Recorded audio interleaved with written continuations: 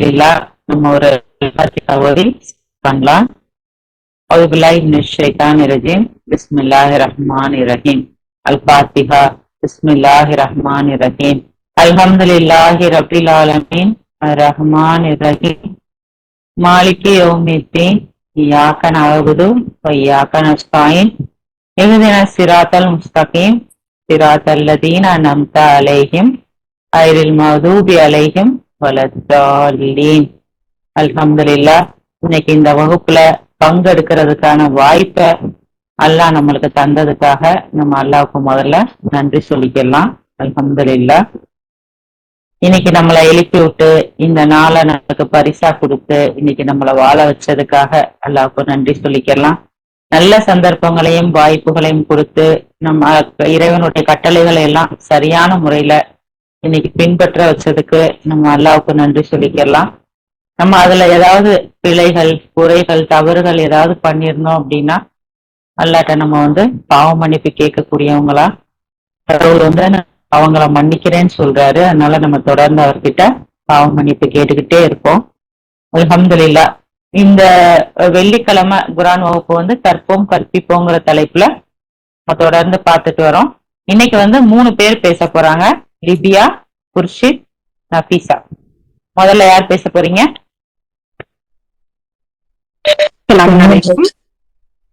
வலைக்கம் சலாம்.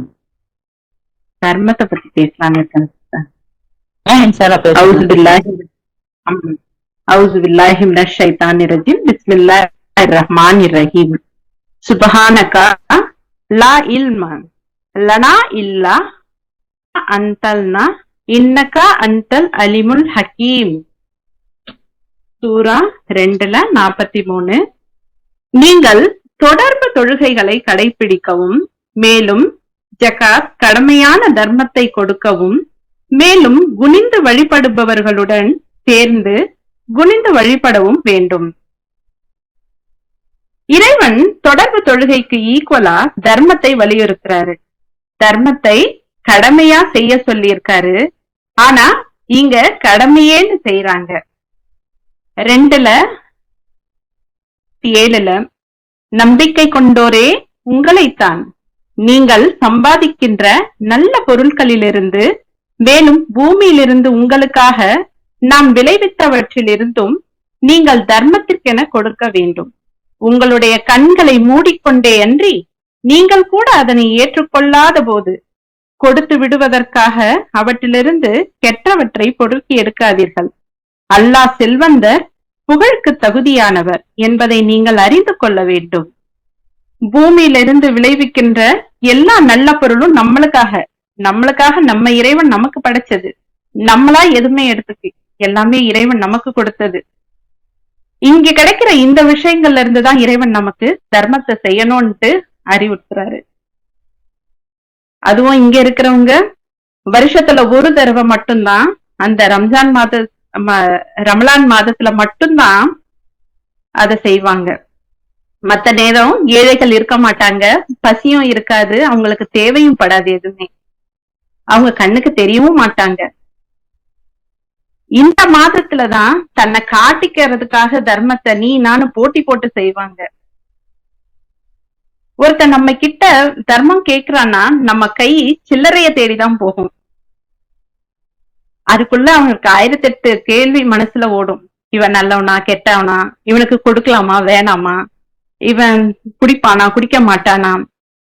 இந்த கேள்விக்குள்ள இறைவன் எவ்வளவு அறியக்கூடியவரா இருக்கிறாரு. நம்ம கூட இருந்துகிட்டு நம்ம சின்ன ஒரு டவுட்ட கிளப்புறோம் அப்படின்னு தெரிஞ்சாலே இறைவன் அதை நோட் பண்றாரு இல்லையா. நம்ம பாவ சுமையை குறைப்பதற்கு தானே நம்ம இறைவன் இவங்களை நம்ம எதிரில் அனுப்பியிருக்காருன்றத நம்ம மறந்துடுறோம். அல்லாஹ் செல்வந்தர், அருள் புரிபவர் என்று நினைச்சு தர்மம் செய்யணும். நீங்கள் நேசிக்கின்ற உடைமைகளில் இருந்து தர்மத்திற்கென நீங்கள் கொடுக்கின்றவரை நன்னறியை அடைந்து விட இயலாது. தர்மத்திற்கென நீங்கள் கொடுப்பது எதுவாயினும் அல்லாஹ் அதனை பற்றி முற்றிலும் அறிந்தவராக இருக்கின்றார். தர்மம் கொடுக்கும் போது நல்லா இருக்கிற பொருளை நம்ம எடுத்துக்கிறோம். ஒரு மாதிரி இருக்கிற பொருளை நம்ம மத்தவங்களுக்கு கொடுக்கும். எப்போ நமக்கு பிடிச்சத, நமக்கு உகந்தத, நம்ம விரும்புறத நம்ம என்னைக்கு கொடுப்போம்? அத மத்தவங்களுக்கு எப்படி கொடுக்கணும்? நம்ம எதை லைக் பண்ணி சாப்பிடுறோமோ, நம்ம எதை விரும்பி உடுத்துறோமோ அதை கொடுக்கும் போது அவங்க மனசு சந்தோஷமா இருக்கும், நமக்கும் உளமாற அந்த ஒரு சந்தோஷம் கிடைக்கும். உளமாற செய்கின்ற தர்மம் தான் நன்னெறியை அடையும் என்று இறைவன் வலியுறுத்துகின்றார். 2:261 அல்லாவின் நிமித்தம் தங்களுடைய பணங்களை செலவிடுபவர்களுக்குரிய உதாரணமாவது, ஒவ்வொரு கதிரிலும் ஒரு 100 தானியங்களை கொண்ட 7 கதிர்களை முளைப்பிக்கின்ற ஒரு விதையை போன்றதாகும். தான் நாடுகின்ற எவருக்கும் அல்லாஹ் இதனை பன்மடங்காக பெருக்குகின்றார். அல்லாஹ் கொடையளிப்பவர், அறிந்தவர். மாஷா அல்லாஹ். உளமார்ந்த உறுதியான நம்பிக்கையின் வெளிப்பாடாக அல்லாவின் திருப்தியை தேடியவாறு தங்களுடைய பணத்தை கொடுப்பவர்களுக்கு உதாரணம் மலைப்பாங்கான வளமிக்க மண்ணின் மீதுள்ள ஒரு தோட்டமாகும். கனத்த மழை பெய்யும் பொழுது அது 2 மடங்கிற்கும் அதிகமாக விளைச்சலை தருகின்றது. கனமழை கிட்டாவிட்டாலும் ஒரு தூறலே போதுமானதாகும். நீங்கள் செய்கின்ற ஒவ்வொன்றையும் அல்லாஹ் பார்ப்பவராக இருக்கின்றார். இதை விட சிறந்த உதாரணம் யாரால கொடுக்க முடியும்? மாஷா அல்லாஹ், அல்ஹம்துலில்லாஹ். தர்மங்கள் ஏழைகளுக்கு, தேவையுடையவர்களுக்கு, அவற்றை திரட்டுகின்ற பணியாளர்களுக்கு, புதிதாக மதம் மாறியவர்களுக்கு, அடிமைகளுக்கு, விடுதலை செய்வதற்கு திடீர் செலவினங்களால் சுமத்தப்பட்டவர்களுக்கு, அல்லாவின் நிமித்தமாக மற்றும் பயணத்தில் உள்ள அந்நியர்களுக்கு சென்றிட வேண்டும். அல்லாவின் கட்டளை இதுவே ஆகும். அல்லாஹ் சர்வமும் அறிந்தவர், ஞானம் மிகுந்தவர். இறைவன் யாருக்கெல்லாம் கொடுக்கணும், நிறைய வசனங்கள்ல எப்படியெல்லாம் கொடுக்கணும், யாருக்கெல்லாம் கொடுக்கணும்ன்றது சொல்லியிருக்காரு. அதன்படி நம்ம தர்மம் கொடுக்கணும். அவமதிப்பை கொண்டு தொடரப்படுகின்ற ஒரு தர்மத்தை விடவும் கனிவான சொற்களும் அனுதாபமும் மேலானதாகும். அல்லாஹ் செல்வந்தர், கனிவானவர். நம்ம வீட்டுல நம்ம உறவுகிட்ட, நம்மளை சுத்தி இருக்கவங்க கிட்ட என்ன தேவை, என்ன தேவையில்லை, ஒருத்தவங்களுக்கு என்ன பிரச்சனை, அவங்க ஏன் இப்படி இருக்கிறாங்க, ஏன் அந்த மாதிரி, அவங்களுடைய நிலைமை என்ன ஏது, எதுவுமே நம்ம கவனிக்கிறது இல்ல. நம்ம அதை கேட்டு தெரிஞ்சுக்கிறதும் இல்ல. ஒரு சின்ன அனுதாபம் கூட நமக்கு இல்லாம போயிடுது அந்த நேரத்துல. முதல்ல நம்ம வீடுங்கள்ல இருக்கிற உறவு, நம்மளை சுத்தி இருக்கிற உறவுகிட்ட நம்ம மனசை விட்டு பேசுறது இல்ல. அவங்ககிட்ட இருக்கிற நிறை குறைய நம்ம சரி செய்யணும், அவங்க கிட்ட மூஞ்ச காட்டுறது. இறைவன் முதலில் உறவுகளுக்கு முக்கியத்துவம் தர சொல்றாரு. ஆனா நாம உறவுகளை அவமதிக்கிறோம். முதலில் நம்ம கூட இருக்கிறவங்களுக்கு சிறந்ததை கொடுக்க பழகணும், நமக்கு பிடிச்சதை கொடுக்க பழகணும். நமக்கு மத்தவங்களுக்கு கொடுக்க பழகிட்டோம் அப்படின்னா அப்பதான் நம்ம நிறைய அந்த சந்தோஷத்தை பெற முடியும். காலையில இருந்து சாயந்தரம் வரைக்கும் நம்ம எத்தனை பேரை பாக்குறோம், நம்ம எத்தனை பேரை மீட் பண்றோம். நம்ம வெளியில போகாம வீட்லயே இருக்கிறோம். ஆனா நம்மளால தர்மம் கொடுக்க முடியல, இன்னைக்கு நம்மளால யாருக்கும் கொடுக்க முடியலன்ற அந்த வருத்தம் இருக்கு. பட் ஆனா காலையில இருந்து சாயந்தரம் வரைக்கும் நம்ம வீடு தேடி வர ஒவ்வொருத்தவங்களும், பால்காரன், கீரைக்காரன், மீன்காரவங்க, குப்பைக்காரவங்க, இவங்க எல்லாரையும் நம்ம மீட் பண்றோம். அவங்க கிட்ட நம்ம என்னைக்காவது நம்மள நம்ம அவங்க கிட்ட இறங்கி போய் பேசி இருக்கிறோமா? நீங்க சாப்பிட்டீங்களா, உங்களுக்கு ஏதாவது தேவைப்படுதா, உங்களுக்கு தண்ணி வேணுமா, டயர்டா இருக்கீங்களா, கொஞ்ச நேரம் உட்காடுறீங்களா, உட்காந்து கொஞ்சம் ரிலாக்ஸ் பண்ணிட்டு போங்க, உங்க வீட்டுல ஏதாவது பிரச்சனை இருக்கா, உங்களுக்கு ஏதாவது தேவையா அப்படின்ட்டு நம்ம எப்பாவது கேக்குறோமா? அவங்கள கேக்குறது இல்ல. முதல்ல இந்த மாதிரி ஒரு கேட்க நம்ம பழகணும். நம்ம கேட்டோம்னா அப்போ எவ்வளவு நம்ம மனசு அவ்வளவு சந்தோஷம் அடையும், அவங்களுக்கும் அவ்வளவு சந்தோஷம் அடையும். இறைவன் இதனாலதான் தர்மம் கொடுங்க, அத அனுபவிங்கன்னு சொல்றாரு. நம்ம அதை அனுபவிக்க நிறைய மிஸ் பண்றோம், அந்த மகிழ்ச்சி, அந்த சந்தோஷத்தை. நன்னறி என்னும் பெட்டகத்தின் சாவி தர்மம் என்னும் கடமையில் இருக்கு. நன்னறி என்னும் பெட்டகத்தின் சாவி தர்மம் என்னும் கடமையில் இருக்கு. நாம செய்து காட்டும் தர்மம் நம்முடைய பிள்ளைகள் பின்தொடர்வாங்க. நல்ல தர்மம் சிந்தனையுடைய விதையை விதைப்போம். இன்ஷா அல்லாஹ். நண்டறியான காரியம் ஒன்றை செய்கின்ற எவரும் 10 வெகுமதியை பெறுகின்றார். ஆனால் பாவம் ஒன்றை புரிகின்ற ஒருவன் ஒன்றே ஒன்றிற்கான கூலியே கொடுக்கப்படுவான். எவர் ஒருவரும் சிறிதளவு அநீதத்தையும் அனுபவிக்க மாட்டார். இறைவன் எப்பொழுதும் வாக்கு மீறுவதில்லை. தான் நாடுகின்ற எவருக்கும் பன்மடங்காக பெருக்கி தருவார். சுபஹானல்லாஹ். எங்கள் இரட்சகரே, என்னுடைய இதயங்களை தடுமாற விட்டு விடாதீர். இப்பொழுது நீர் எங்களை வழிநடத்தி விட்டீர். உம்முடைய கருணையை எங்கள் மீது பொழிவீராக. நீர்தான் வல்லலாக இருக்கின்றீர். எங்கள் இறைவா, தவிர்த்துவிட முடியாதவாறு உள்ள அந்த ஒரு நாளின் மக்களை நீர் நிச்சயமாக ஒன்று சேர்ப்பீர். அல்லாஹ் ஒருபோதும் வாக்குறுதி ஒன்றை முறிப்பதில்லை. புகழ்ச்சி அல்லாஹ்வுக்குரியது, புகழ்ச்சி அல்லாஹ்வுக்குரியது, பிரபஞ்சத்தின் இறைவன். அல்ஹம்துலில்லாஹ். சலாம் அலைக்கும். வலைக்கம் சலாம். அல்ஹம்துலில்லாஹ், மாஷா அல்லாஹ். ரொம்ப ரொம்ப ஒரு சிறப்பான ஒரு நினைவூட்டல் சிஸ்டர், தர்மத்தை பத்தி. தர்மங்கிற ஒண்ண அல்லாஹ் எப்படி கொடுக்க சொல்றாரு, எதெல்லாம் கொடுக்க சொல்றாரு, நம்மளுக்கு எப்படி தருவேன்னு சொல்றாரு அப்படிங்கிறத இந்த டைம்குள்ள ரொம்ப அழகா சிறப்பா சொன்னீங்க. இத ஒரு உதாரணம் சொன்னீங்க பாத்தீங்களா, நம்மளை சுத்தி உள்ளவங்களை எல்லாம் நம்ம வாட்ச் பண்றோமா, அதுவும் தர்மம். எங்க வீட்டுக்கு கீரை கொண்டுட்டு ஒரு அம்மா வருவாங்க. அவங்கள வந்து நான் கீரைக்காரமா கீரைக்காரமா அப்படிதான் நான் கூப்பிடுவேன். அப்போ ஒரு நாள் அவங்க என்கிட்ட வந்து சொன்னாங்க, என் பேர் சரஸ்வதி, சரஸ்வதின்னு சொல்லுங்க, கூப்பிடுங்க அப்படின்னாங்க. ஏன்னா அவங்க வந்து நம்ம அந்த மாதிரி க்ளோஸா ஃபீல் நம்ம கீரைக்காரவங்க அப்படின்னு நம்ம நினைக்கிறோம்ல, அவங்க வந்து என்கிட்ட பேர் சொல்லிட்டு போனதுல இருந்து நான் அவங்க பேர் சொல்லிதான் நான் கூப்பிடுறேன். நீங்க சொல்லும் போது நான் அதை ஃபீல் பண்றேன்.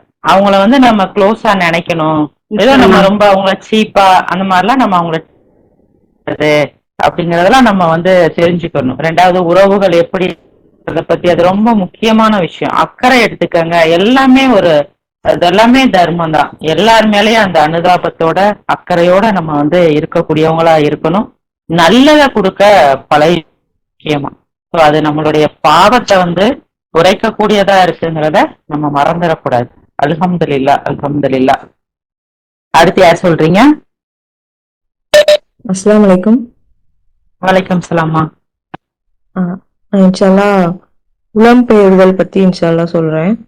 அவுதுபில்லாஹி மினஷ் ஷைத்தானிர் ரஜீம். பிஸ்மில்லாஹிர் ரஹ்மானிர் ரஹீம். சூரா 4:100. கடவுளின் நிமித்தம் புலம்பெயர்ந்து செல்கின்ற எவர் ஒருவரும் பூமியின் மீது மகத்தான கொடைகளையும் செல்வச் செழிப்பையும் காண்பார். கடவுள் மற்றும் அவருடைய தூதரின் பால் புலம்பெயர்ந்தவராக எவரொருவர் தன்னுடைய வீட்டை துறந்து சென்று பின்னர் மரணம் அவரை வந்தடைகின்றதோ அவருடைய பிரதிபலன் கடவுளிடம் ஒதுக்கி வைக்கப்பட்டுள்ளது. கடவுள் மன்னிப்பவர், மிக்க கருணையாளர். அல்லாஹ்வின் நிமித்தம் புலம்பெயர்ந்து செல்ற எவர் ஒருவருக்கும் அல்லாஹ் வந்து மகத்தான கொடைகளையும் செல்வ செழிப்பையும் அளிக்கிறேன் அப்படின்னு சொல்லியிருக்காங்க. இது வந்து லைஃப்ல நடந்தனால நான் அதை இன்ஷா அல்லாஹ் நான் ஷேர் பண்ணிக்கிறேன். அதாவது ஒரு ஃபங்க்ஷனுக்காக கல்யாணத்துக்கு சென்னைக்கு போயிட்டு ரிட்டர்ன் வரும்போது வீட்டுக்கு வரக்கூடாது அப்படின்னு சொல்லிட்டாங்க. ஏன்னா இந்த மார்க்கத்தின் காரணமாக வீட்டுல வந்து அலோவ் பண்ணல, வீட்டை விட்டு போக சொல்லிட்டாங்க. அங்கிருந்து நாங்க வந்து வெளியே வந்துட்டோம். இளையாங்குள்ள நான் சொல்ற விஷயம். அப்ப வந்து ரிலேட்டிவ் வீட்டுல இருந்தோம். அப்ப வந்து அதுவும் 1 வீக் தான், அதுக்கு மேல அங்க இருக்க முடியல. அதுக்கப்புறம் ஒரு வாடகை வீட்டுக்கு போய் அங்கே இருந்தோம். அப்ப வந்து அங்கேயும் வந்து அந்த வீட்டுக்காரவங்க வந்து ஃபோர்ஸ் பண்ண ஆரம்பிச்சிட்டாங்க. ஏன்னா அங்க பள்ளிவாசல்ல வந்து அவங்களுக்கு ப்ரெஷர் கொடுக்க அவங்க வந்து எங்களை வந்து ப்ரெஷர் பண்ணாங்க. இல்லை, நீங்க வந்து வீட்டை காலி பண்ணிடணும் அப்படின்னு சொல்லிட்டு வீடு தேடி அலைஞ்சாங்க. வீடு வாடகைக்கே கிடைக்கல. அதுக்கப்புறம் அல்லாஹ் வந்து எங்களுக்கு அல்லாஹ்வோட உதவியால ஒரு வீடு கிடைச்சிச்சு, வாடகை வீடு. அது வந்து அப்பதான் புதுசா கட்டின வீடு. ரெண்டு ரூம் ஒரு ஹால் உள்ள வீடு. அல்லாஹ் வந்து அதாவது முஸ்லிம்ஸ்லாம் வந்து வீடு கொடுக்கல. அப்ப வந்து அந்த அவர் வந்து ஹிந்து. அது வந்து அப்பதான் கட்டின வீடு, அப்ப கொடுத்தாங்க எங்களுக்கு. அல்லாஹ் சொல்ற மாதிரி அல்லாஹ் நிமித்தம் நம் புலம்பெயர்ந்து செல்கின்ற எவர் ஒருவரும் பூமியின் மீது மகத்தான கொடைகளையும் செல்வ செழிப்பையும் காண்பாங்கன்னு நல்லா சொல்றாங்க. அந்த இதுல வந்து உறவினர்கள்லாம் யாரும் வந்து இது பண்ணல. அம்மாவோட அம்மா அத்தா அவங்களும் வந்து இந்த மார்க்கத்தின் காரணமாக எதிர்ப்பு தெரிவிச்சாங்க, அலோவ் பண்ணல. ஆனா அல்லாஹ் வந்து உதவியால அந்த வீடு வந்து எங்களுக்கு அல்லாஹ் கொடுத்தாங்க. அங்கதான் நாங்க இருந்தோம். அதுக்கப்புறம் அங்க இருக்க மற்ற விஷயங்களுக்காக அங்க இருக்க முடியல. அங்கிருந்து சென்னைக்கு வந்துட்டோம். அப்ப அல்லாஹ் சப்மிட்டர்ஸோட சப்மிட்டர்ஸ் மூலம் ஹெல்ப் பண்ணாங்க. நிறைய ஹெல்ப் கிடைச்சிச்சு அல்லாஹ் உதவியால. அங்க ஒரு வீடு கிடைச்சிச்சு, அங்க இருந்தோம். அதுக்கப்புறம் வாழ்வாதாரம் அல்லாஹ் எல்லா இடத்துலயும் அல்லாஹ் வாழ்வாதாரத்தை அல்லாஹ் தான் கொடுக்குறாங்க அப்படிங்கிறத நாங்க உணர்ந்தோம். ஏன்னா அங்க இளையாங்குடில சென்னைக்கு வரும்போது எதுவுமே இல்லை. எங்க கையில அந்த ஒரு இதுதான், எடுத்துட்டு வந்த அந்த துணிமணி, அது மட்டும்தான், வேற எதுவுமே கிடையாது. ஆனா அல்லாஹ் எல்லாத்தையும் கொடுத்தாங்க. அங்க இருக்கிறதுக்கு வீடு கொடுத்தாங்க. சென்னைக்கு இதுவரை பழக்கமே கிடையாது. ஆனா அந்த ஒரு பக்கத்திலேயே நான் காலேஜ் முடிச்சுட்டு வீட்டுல இருந்த டைம் அது. அப்ப ஒரு ஒரு சின்னதா ஒரு கணக்கெழுதுற வேலை, அந்த வேலை கிடைச்சிச்சு. அதுக்கு சம்பளம் கம்மி தான், ஆனாலும் அது அந்த டயத்துல ரொம்ப ஹெல்ப்ஃபுல்லான ஒரு விஷயம் எல்லாம் கொடுத்தாங்க. அதே மாதிரி அம்மா டெய்லரிங் தெரியும். அம்மாவுக்கும் டெய்லரிங்ல ஒரு வேலை கிடைச்சிச்சு. அம்மாவுக்கு அதுவும் பக்கத்திலேயே, ரொம்ப பக்கத்திலேயே. ஏன்னா எந்த பழக்கமும் கிடையாது. சென்னைக்கு புதுசு. ஆனா அந்த பக்கத்திலேயே எல்லாம் எங்களுக்கு எல்லாத்தையுமே எல்லாம் கொடுத்தாங்க. அல்லாஹ் ஒரு விஷயத்த சொல்லிட்டாங்க அப்படின்னா அது கண்டிப்பா எல்லாம் செய்வாங்க. புலம்பெயர்ந்து வந்திருக்கின்ற தேவையுள்ளவர்களுக்கு நீங்கள் கொடுக்க வேண்டும். கடவுளின் அருளையும் உவப்பையும் தேடியதனாலும் கடவுளுக்கும் அவருடைய தூதருக்கும் ஆதரவளித்த காரணத்தாலும் அவர்கள் தங்களுடைய வீடுகளிலிருந்து வெளியேற்றப்பட்டனர். மேலும் அவருடைய சொத்துக்கள் பறிக்கப்பட்டன. அவர்கள்தான் உண்மையாளர்கள். அல்லாவுக்கும் அவருடைய தூதருக்கும் ஆதரவளித்த காரணத்தால மட்டும்தான் அவங்க வீடுகள் வெளியேற்றப்பட்டாங்க அப்படின்னு அல்லாஹ் சொல்றாங்க. அதே மாதிரி அல்லாஹ் கேக்குறாங்க, நம்ம மார்க்கத்தின் காரணமா அடக்குமுறை செய்யப்பட்டோம் அப்படின்னா அந்த இடத்துல நீங்க புலம்பெயர்ந்து செல்லுங்க அப்படின்னு அல்லாஹ் சொல்றாங்க. ஏன்னா நீங்கள் புலம்பெயர்ந்து செல்ல போதுமான அளவுக்கு அல்லாவோட பூமி விசாலமானதா இருக்கவில்லையா அப்படின்னு அல்லாஹ் கேக்குறாங்க. அதனால அல்லாஹ் மேல நம்ம நம்பிக்கை வச்சு, இப்ப இந்த இடத்துலதான் எனக்கு வாழ்வாதாரம் இருக்கு, அங்கேதான் என்னோட வீடு இருக்கு, இதை விட்டுட்டு என்னால வர முடியாது அப்படின்னா நம்ம யோசிக்கவே வேணாம். அல்லாஹ் எல்லா இடத்துலயும் நம்மளுக்கு எல்லாத்தையும் வழங்கக்கூடியவங்க தான் அல்லாஹ் மட்டும்தான். அதனால அல்லாஹ் மேல நம்பிக்கை வச்சு நம்ம அந்த இப்ப நம்ம அடக்குமுறை செய்யப்பட்டோம் அப்படின்னா நம்ம அந்த இடத்த விட்டு நம்ம வந்துடலாம். அடுத்தது 2:218 நம்பிக்கை கொண்டவர்களும் ஊரை துறந்து கடவுளின் நிமித்தம் பாடுபடுகின்றவளும் கடவுளின் கருணைக்கு தகுதியாகிவிட்டனர். கடவுள் மன்னிப்பவர் மிக்க கருணையாளர். அந்த அல்லாவோட கருணை இருந்ததுனாலதான் அல்லாஹ் எல்லாத்தையும் லேசாக்கி தந்தாங்க. உறவினர்கள் எல்லாரும் ஒதுக்க ஆரம்பிச்சிட்டாங்க. யாருமே ஒரு இது கொடுக்கல. அது மனதளவுல ரொம்ப கஷ்டமா இருந்துச்சு. ஆனா அல்லாஹ் அந்த டயத்துல எங்களுக்கு அந்த உறுதிப்பாடையும் அந்த நம்பிக்கையும் அல்லாஹ் எங்களுக்கு கொடுத்தாங்க. நாங்க மட்டும் இல்ல, எங்களை மாதிரி 4-5 ஃபேமிலி இளையவங்கள சென்னைக்கு வந்தாங்க. மாமா ஃபேமிலி, சின்னம்மா ஃபேமிலி, எல்லாரும் அந்த மாதிரி அங்க அந்த அவ்வளவு அடக்குமுறை செஞ்சாங்க அந்த ஊர்ல, எங்க ஊர்ல இளையாங்கூர்ல. ஆனா அல்லாஹ் எல்லாத்துக்கும் அல்லாஹ் வழிகாட்டினாங்க. கடவுளின் நிமித்தம் நீங்கள் செலவிடுகின்ற எதுவாயினும் சிறிதளவும் அனிதமின்றி தாராளமாக உங்களுக்கு திருப்பி செலுத்தப்படும். அல்லாஹ் நிமித்தம் நம்ம செய்யற எதுவா இருந்தாலும், நம்ம பணத்தை கொண்டு செலவழிச்சாலும், நம்ம வாழ்க்கையை கொண்டு இது பண்ணாலும், அல்லாவுக்காக நம்ம ஒரு கஷ்டத்தை இது பண்ணாலும் அல்லாஹ் அத சிறிதளவும் அனிதமின்றி திருப்பி தரேன் அப்படின்னு அல்லாஹ் சொல்றாங்க. அதனால நம்ம அல்லாவுக்காக செய்யற எதுவானாலும் அல்லாஹ் அதுக்குரிய பிரதிபலனை அல்லாஹ் தரேன் அப்படிங்கிறாங்க. சூரா 9:20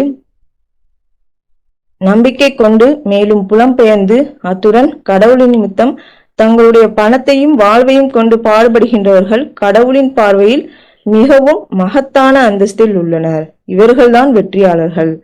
அல்லாஹ் கிட்ட இவங்க ஒரு நல்ல அந்தஸ்துல இருக்கிறாங்க அப்படின்னு அல்லாஹ் சொல்றாங்க. நம்மளோட அல்லாவோட நிமித்தம் நம்ம பணத்தை வாழ்வை கொண்டு பாடுபடுகின்றவர்கள் அல்லாவோட பார்வையில மிகவும் மகத்தான அந்தஸ்தில் உள்ளங்க, இவங்கதான் வெற்றியாளர்கள் அல்லாஹ் அப்படி சொல்றாங்க. ஏன்னா மார்க்கத்துல நிர்பந்தம் இல்லை அப்படின்னு அல்லாஹ் சொல்றாங்க. மார்க்கத்தில் எவ்வித நிர்பந்தமும் இல்லாதிருக்க வேண்டும். தவறான வழியிலிருந்து சரியான வழியானது இப்பொழுது தெளிவாக பிரிந்துள்ளது. சாத்தானை படித்துரைத்து மேலும் கடவுள் மீது நம்பிக்கை கொள்கின்ற எவரும் மிகவும் உறுதியான பிடிமானத்தை பற்றி கொண்டு விட்டார். ஒருபோதும் உடைந்திராத ஒன்று. கடவுள் செவியேற்பவர், சர்வமும் அறிந்தவர். மார்க்கத்தின் எவ்வித நிர்பந்தமும் கிடையாது. பெற்றோருக்கு மதிப்பளிக்கணும், பெற்றோரை கண்ணியப்படுத்தணும், அவங்க சொல்ற எல்லாத்துக்கும் கட்டுப்பட்டு நடக்கணும், அவங்களை சீன் கூட சொல்லக்கூடாது. ஆனா மார்க்கத்தின் காரணமா அவங்க நம்மளை நிர்பந்தப்படுத்தினா அதை நம்ம இது பண்ணணும்னு அவசியம் இல்லை. அந்த ஒரு விஷயத்த மட்டும் அல்லாவுக்காக நம்ம இது கேட்க கூடாது. ஏன்னா அல்லாஹ் சரியான வழி தவறான வழி எது, சரியான வழி எதுன்னு கரெக்டா அல்லாஹ் நம்மளுக்கு பிரிச்சு காட்டியிருக்காங்க. அதே மாதிரி அல்லாஹ்ல நம்பிக்கை கொள்கின்ற எவரும் உறுதியான பிடிமானத்தை பற்றி கொண்டுட்டாங்க. அல்லாஹ் மேல நம்ம நம்பிக்கை கொண்டுட்டோம் அப்படின்னா அந்த அந்த ஒரு உறுதியான பிடிமானம் நம்மளுக்கு கிடைச்சிடும். அதே மாதிரி அல்லாஹ் மேல நம்ம நம்பிக்கை வைக்கும் போது நம்மளோட காரியங்கள் எல்லாத்தையும் அல்லாஹ் லேசாக்கி தராங்க. என்ன வாழ்வாதாரமா இருந்தாலும் சரி, மனதளவுல ஏதாவது ஒரு கஷ்டமா இருந்தாலும் சரி, நம்மளுக்கு எல்லாத்தையும் அல்லாஹ் ஈஸியாக்கி தராங்க. நான் நிறைய சொல்லணும்னு இருந்தேன். இன்ஷா அல்லாஹ் வரலாம். இன்ஷா அல்லாஹ் நெக்ஸ்ட் டைம் சொல்றேன். அல்ஹம்துலில்லாஹ். அஸ்ஸலாமு அலைக்கும். அல்ஹம்துலில்லாஹ் அல்ஹம்துலில்லாஹ். ஒரு இடத்துல இருந்து இன்னொரு இடத்துக்கு நம்ம புலம்பெயர்ந்து வரும் பொழுது கடவுள் நம்மளை எப்படியெல்லாம் ஆசீர்வதிக்கிறாரு, நீங்க எவ்வளவு கஷ்டப்பட்டு வந்தீங்க அப்படிங்கிறத கேட்கும் போதே அவ்வளவு இதா இருந்தது. ஒரு நம்பிக்கை, கடவுளை நம்பி வரும் பொழுது கடவுள் நம்மளுக்கு எப்படி ஆதரவு அளிக்கிறாரு அப்படிங்கறத பத்தி நீங்க சொல்லும் போதே அவ்வளவு இதா இருந்தது, புல்லரிச்சது எனக்கெல்லாம். அதாவது நீங்க பிறந்த குடும்பமும் சரி, நீங்க கல்யாணம் பண்ணி போன குடும்பத்தையும் சரி, அல்லாஹ் உங்களுக்கு எப்படி கொடுத்திருக்காரு. ஒரு குடும்பமே மாமனார் மாமியார்ல இருந்து குழந்தை முன்னாடிலாம் அந்த மாதிரி இருப்பாங்களா, குழந்தைல இருந்து உங்களுடைய குழந்தைகள், அல்லாஹ் உங்களுடைய குடும்பத்தை ஒரு உதாரணமா அல்லாஹ் ஆக்கி கொடுத்திருக்காங்க. அது எவ்வளவு பெரிய ஒரு பிளெஸிங்ஸ். மாஷா அல்லாஹ். புலம்பெயர்ந்து வர்றவங்களுக்கு அந்த அல்லாஹ் கொடுக்குற மகத்தான ஒரு அருள். இந்த மாதிரி வர்றவங்களுக்கு நீங்க சொல்லும் போது தெரியுது எவ்வளவு கஷ்டமா இருக்கும். இந்த மாதிரி வர்றவங்கள நம்ம ஆதரிக்கணும். சப்மிஷனுக்கு வர்றவங்கள நம்ம ஆதரிக்கணும் அப்படிங்கறதையும் நம்ம கத்துக்கணும். இன்ஷா அல்லாஹ். அல்லாஹ் உங்களுக்கு எல்லாத்தையும் தந்து பிளஸ் பண்ணுவாங்கம்மா. அல்ஹம்துலில்லாஹ். அல்ஹம்துலில்லாஹ். நஃபீஸா இருக்கீங்களாமா? அஸ்ஸலாமு அலைக்கும் ஆண்டி. இருக்கேன் ஆண்டி. வலைக்கும் சலாம். சொல்லுங்கம்மா. அஸ்ஸலாமு அலைக்கும். நான் நஃபீஸா பேசுறேன். இன்னைக்கு நான் பேச போற வசனம் பாத்தீங்கன்னா 70, அதாவது நஷ்டவாளிகள். முந்தைய தலைமுறைகளில் இருந்து அவர்கள் எந்த ஒன்றையும் கற்றுக்கொள்ளவில்லையா? நோவாவின் சமூகத்தார், தமூது, ஆப்ரஹாமின் சமூகத்தார், மித்தியன் வாசிகள், மேலும் சாதம் மற்றும் குமோராவை சேர்ந்த பாவம் செய்பவர்களிடமிருந்து அவர்களுடைய தூதர்கள் தெளிவான சான்றுகளுடன் அவர்களிடம் சென்றனர். கடவுள் ஒருபோதும் அவர்களுக்கு அநீதி இழைத்திடவில்லை. அவர்கள் தான் தங்களுடைய சொந்த ஆன்மாக்களுக்கே அநீதி இழைத்து கொண்டவர்களாக உள்ளனர். இப்போ நம்ம என்ன பார்க்க போறோம் அப்படின்னா, இப்போ இந்த நஷ்டவாளிகள் அப்படின்னு சொல்லிட்டு கடவுள் சில தலைமுறைகளை பத்தி இங்க மென்ஷன் பண்ணியிருக்காரு. அந்த தலைமுறைகள் என்ன தவறு செஞ்சு அவங்களுக்கு என்ன மாதிரியான வார்னிங்ஸ் கடவுள் ப்ராஃபிட்ஸ் மூலமா கொடுத்தாங்க, அதையும் மீறி அவங்களுக்கு என்ன விதமான எப்படி அவங்களுக்கு அழிவு ஏற்பட்டுச்சு அப்படின்னு தான் பார்க்க போறோம். எப்பவுமே நம்ம பாசிட்டிவ் சைடை மட்டும் பார்க்க கூடாது, அவங்க நெகட்டிவ் சைடையும் நம்ம பார்க்கணும். ஏன்னா அப்பதான் இந்த விஷயத்த பண்ணாம இருப்போம். சோ ஃபர்ஸ்ட் கொடுக்கப்பட்டிருக்கிற நோவாவின் சமூகத்தார பத்தி தான் பார்க்க போறோம். இந்த மக்கள் நோவா எங்க இருந்தாங்க அப்படின்னா மெசபட்டோமியால இருந்தாங்க. அந்த காலத்துல மெசபட்டோமியான்னு சொல்ல வருது. இந்த காலத்துல நம்ம ஈராக்குன்னு சொல்றோம். அங்க இருக்க மக்கள் ரொம்ப அதிகமா அநீதி இழைக்கக்கூடியவங்களாகவும், வன்முறைகள் செய்யக்கூடியவர்களாகவும், ஊழல் செய்யறவங்களாகவும், அடக்குமுறை செய்யறவராகவும் இருந்தாங்க. மெயினா இவங்க எல்லாருமே சிலை வணக்கம் செய்யறவங்களா இருந்தாங்க. அதனாலதான் அந்த மக்களை ஒழுங்குபடுத்துறதுக்காக கடவுள் ப்ராஃபிட் நோவா அங்க அனுப்புறாரு. பட் ஆனா அவர் எவ்வளவுதான் ப்ரீச் பண்ணாலும், அவங்களுக்கு உபதேசம் செஞ்சாலும் அதை அவங்க அக்செப்ட் பண்ணிக்க மாட்டேன்றாங்க. முதல்ல அவங்களுடைய ஈகோ அதுக்கு காரணம். என்ன ஈகோனா, இவர் ஒரு சாதாரண மனுஷன், அதாவது நம்மள மாதிரி இருக்கிற ஒரு மனுஷன், அவர் எப்படி கடவுள் அனுப்பி இருக்க முடியும்? ஃபர்ஸ்ட் அது அந்த பாயிண்ட் ஆஃப் வியூ. அதுவும் இல்லாம அவர் சாதாரண மனிதரா இருக்காரு. அவருக்கு சொத்து பணபலமோ எதுவுமே இல்லை அப்படின்னு இருக்கும்போது அவர் சொல்றதை நாம எப்படி கேட்கலாம் அப்படின்ற ஒரு கிளாஷ்.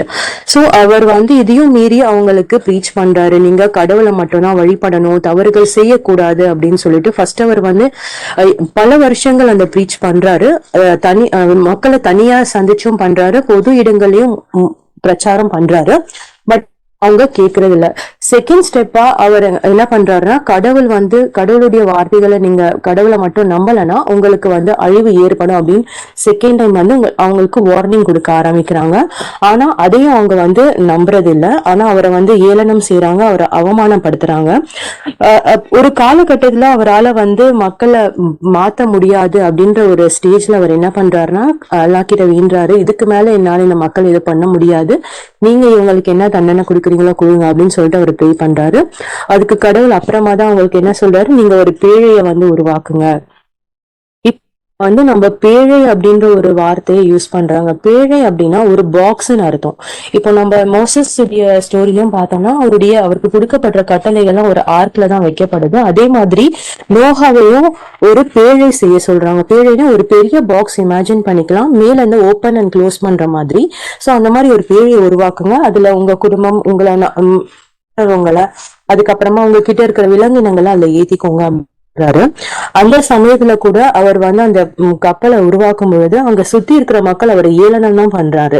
பட் இருந்தாலும் அதையும் அவர் அக்செப்ட் பண்ணிக்கிறாரு. அவர் ரொம்ப பேஷன்ஸோட ரொம்ப பொறுமையோட இருக்காரு. அவங்களுக்கு வந்து அந்த மக்கள் என்ன கேலி செய்யறாங்கன்னா, என்ன நீங்க வந்து இந்த மாதிரி பேழையெல்லாம் உருவாக்குறீங்க, என்ன இந்த மாதிரி பைத்தியம் ஆயிடுச்சு உங்களுக்கு அப்படின்னு சொல்லிட்டு அவர் ஏளனம் தான் செய்யறாங்க. பட் இருந்தாலும் அதெல்லாம் அவரை பொருட்படுத்துறது இல்ல. கடவுள் மேல இருக்கிற நம்பிக்கையும் அவருடைய பொறுமை தான் அதுக்கு மெயின் காரணம். சோ இந்த மாதிரி எல்லா அவமானங்கள், எல்லா விதமான கெட்ட விஷயங்களும் அவருக்கு லாஸ்ட்ல வந்து கடவுளுடைய சாபம் அவங்க மேல இறங்கும் பொழுது அவங்க ஏற்படுது. அது கிட்டத்தட்ட ஒரு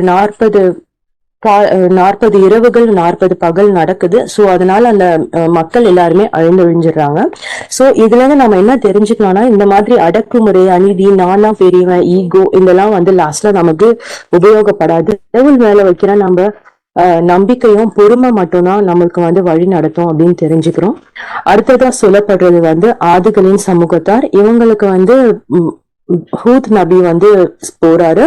இவங்களுக்கு பார்த்தோம்னா காற்றின் மூலமா அழிவு ஏற்படுது. ஃபர்ஸ்ட் நூஹினுடைய மக்களுக்கு வந்து தண்ணினால அவங்களுக்கு அழிவு ஏற்படுது. இப்ப இவங்களுக்கு பார்த்தோம் அப்படின்னா காற்றுனால அழிவு ஏற்படுது. இவங்க எங்க வாழ்ந்தாங்க அப்படின்னு பார்த்தோம்னா அல்கார் அப்படின்றது இது சதர்ன் அரேபியால இருக்கு. இந்த அது வந்து ஏமன் இல்லைன்னா ஓமன் அப்படின்னு சொல்றாங்க. அந்த குறிப்பிட்ட இடத்துலதான் இவங்க. ஆனா இவங்க பார்த்தோம்னா கொஞ்சம் மேம்பட்ட நாகரிகத்தினரா இருந்தாங்க. ஏன்னா இவங்க வந்து பாலைவனத்தில் ஆட்சியாளர்கள் சொல்ற அளவுக்கு இவங்க சிறந்து விளங்குனாங்க. இவங்களுக்கு படை பலம், உடல் பலம் எல்லாம் நிறைய இருந்துச்சு. இவங்க பிரம்மாண்டமான கட்டிடங்களை கட்டினாங்க. நிறைய உயரமான கோபுரங்கள், பெரிய பெரிய கட்டி அந்த அளவுக்கு கடவுள் வந்து அவங்களுக்கு அறிவை கொடுத்திருந்தாரு. ஆனா இவங்க வந்து அந்த அறிவையை என்ன பண்றாங்க அப்படின்னா கடவுளுக்கு அகெயின்ஸ்டா யூஸ் பண்ண ஆரம்பிச்சு, நாங்க தான் சக்தி வாய்ந்தவங்க, எங்களை அழிக்க யாருமே இல்லை அப்படின்ற ஒரு அகங்காரம், ஆணவம் அவங்களுக்கு வர ஆரம்பிச்சிருது. சோ ப்ராஃபிட் ஹூட் வந்து அவங்க கிட்ட போய் ப்ரீச் பண்றாரு, நீங்க இந்த மாதிரி கடவுளை வழிபடாம சிலை வழிபாடு செய்றீங்க, அது ரொம்ப தவறு, அது பண்ணக்கூடாது. நீங்க வந்து ஆணவத்தோட நடக்காதீங்க, கடவுள் தான் பலம் மிக்கவர், உங்களை விட பலமானவர் அவர் தான், அவருக்கு அகென்ஸ்டா நடக்காதீங்க அப்படின்னு சொல்லிட்டு அவர் ப்ரீச் பண்றாரு. இதுவும் ஒரு நாள் பல வருஷங்கள் நடக்குது. அதையும் வந்து அந்த நாட்டுடைய பெரிய மனுஷங்க, அதுக்கப்புறமா அங்க இருக்கிற நார்மல் மனிதர்கள் யாருமே அக்செப்ட் பண்ணிக்க மாட்டேன்றாங்க. சில மட்டும்தான் அவர் சொல்றத நம்பி வராங்க.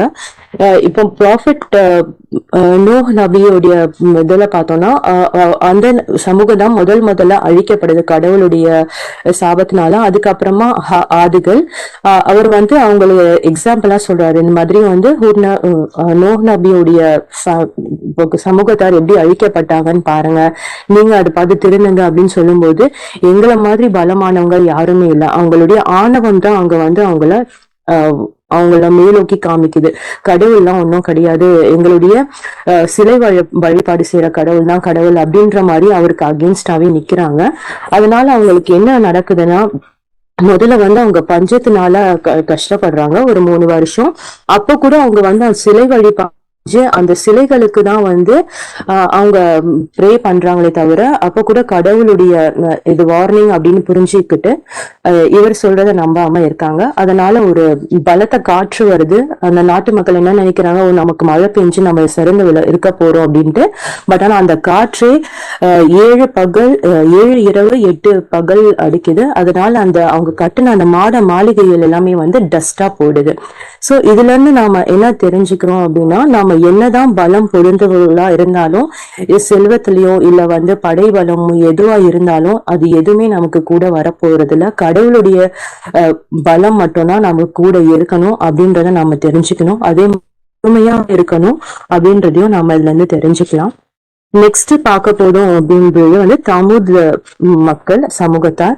இவங்களுக்கு வந்து எர்த்குவேக் மூலியமா என்ன ஆகுதுன்னா அழிவு ஏற்படுது. இவங்க எங்க இருந்தாங்க அப்படின்னா அல் ஹிஜர், அதாவது மதாயின் சாலை அப்படின்னு சொல்லிட்டு சொல்லுவாங்க. இது எங்க இருக்குன்னா நார்த் வெஸ்ட் அரேபியால இருக்கு. இங்க வந்து ப்ராஃபெட் சாலிஹ் நபி வந்து இங்க போறாரு. இவங்களுக்கு என்ன திறமை இருந்துச்சுன்னா, மலைகளை அதை வந்து வீடுகள்லாம் அமைக்கிற அளவுக்கு கடவுள் அவங்களுக்கு சக்தியை கொடுத்திருக்காரு, திறமையை கொடுத்திருக்காரு. பட் ஆனா அதையே அவங்க அகெயின்ஸ்டா சிலை வழிபாடுகள் செஞ்சு அந்த சிலைகளுக்கு வந்து அவங்களுடைய வணக்கத்தை கொடுத்து கடவுளை வந்து அவமதிக்கிறாங்க. இதை பத்தி ப்ராஃபெட் சாலிஹ் நபி அவங்க கிட்ட சொல்லும்போது, நமக்கு முன்னாடி இருந்த அந்த நூஹ் நபி, அதுக்கப்புறமா ஹூத் நபியுடைய காலத்துல அவங்களுக்கு இந்த மாதிரி உருவ வழிபாடுனால அழிவு ஏற்பட்டுச்சு, உங்களுக்கு ஏற்படும், நீங்க மாறுங்க அப்படின்னு சொல்லும்போது இந்த மக்கள் சொல்றாங்க, சரி நீங்க எங்களுக்கு ஒரு அற்புதத்தை கொடுங்க, நாங்க ஒத்துக்கிறோம் அப்படின்றாங்க. சரின்றது அதுக்காக கடவுள் என்ன பண்றாருன்னா, ஒரு பாறையில இருந்து ஒரு ஒட்டகத்தை உருவாக்கி அதை வந்து அவங்களுக்கு ஒரு அற்புதமா கொடுக்குறாரு. அந்த அற்புதத்தை வந்து அவங்க மதிச்சு அவங்க கன்வெர்ட் ஆகுறாங்களான்னு பார்த்தா கிடையாது. அதுக்கு வந்து அந்த கிணறுல தண்ணி குடிக்கிறதுக்கு இது விடுங்க, அதை வந்து அது பாட்டு மேயறதுக்கு விடுங்க அப்படின்னு சொல்லிட்டு ஒரு ரூல்ஸ் போடுறாரு. பட் யாரையும் அது மதிக்கிறது இல்ல. லாஸ்ட்ல அந்த கேமலையும் வந்து அவங்க கொண்டுடுறாங்க. அதுக்காக அவங்க கடவுளுடைய சாபத்துக்கு மறுபடியும் ஆளாக்குறாங்க. அவங்களுடைய வீடுகள் எல்லாமே வந்து இந்த நிலநடுக்கத்தின் காரணமாக அழிஞ்சு போயிடுது. சோ இதுலதான் நம்ம என்ன தெரிஞ்சுக்கலாம் அப்படின்னா, கடவுள் மேல நம்பிக்கையும் விடாமுயற்சியும் உறுதிப்பாடு இருக்கிறவங்க மட்டும்தான் அதுல இருந்து தப்பிக்க முடியும். இல்லைன்னா தரமட்டமா ஆகிடும் அப்படின்றத நம்ம தெரிஞ்சுக்கலாம். சோ இதுக்கப்புறமா நம்ம பார்க்க போறது ப்ராஃபெட் இப்ராஹிம். இப்போ இப்ராஹிம் நபியை பத்தி பார்க்கும்போது இந்த இதுல பார்த்தோம்னா இப்ராஹிம் நபிக்கு மட்டும்தான் இந்த டிஸ்பிலியர்ஸால ஒரு பிரச்சனை ஏற்படும். அதாவது அவர் சிலைகள் எல்லாம் உடைச்சு போட்டுடுறாரு அப்படின்றதுக்காக அவர் என்ன பண்ணுவாங்கன்னா, நெருப்புல போட்டு இது பண்ணணும் அப்படின்னு சொல்லிட்டு நெருப்புல போடுவாங்க. டைம் ஆயிடுச்சு. நெக்ஸ்ட் வீக் கண்டினியூ பண்றீங்களா? இன்ஷால்லா ஆண்டி, நான் ஒரு 1 டே எனக்கு இதுக்கு கொடுத்தீங்கன்னா நான் பயானா இன்ஷால்லா பண்ணிடலாம், ஒன்னும் பிரச்சனை இல்ல. நான் உனக்கு சொல்றேன், இப்ப டைம் ஆயிடுச்சு. ஓகே ஆண்டி, பரவாயில்ல ஆண்டி. ஓகே இன்ஷால்லா நெக்ஸ்ட் உனக்கு டைம் போடுறேமா? ஓகேமா. வலைக்கம் சலாம். அல்ஹம்துலில்லாஹ், டைம் ஆயிடுச்சு. மாஷாஅல்லாஹ், அல்ஹம்துலில்லாஹ். அல்லாஹ் இன்னைக்கு நம்மளுக்கு கொடுத்த நினைவூட்டல்கள் எல்லாத்தையுமே நம்ம கவனத்துல கொண்டு நம்மளோட வாழ்க்கையில சரியான முறையில அதை பயன்படுத்தக்கூடியவங்களா அல்லாஹ் நம்மள ஆக்கி அருள் பாலிப்பாராக.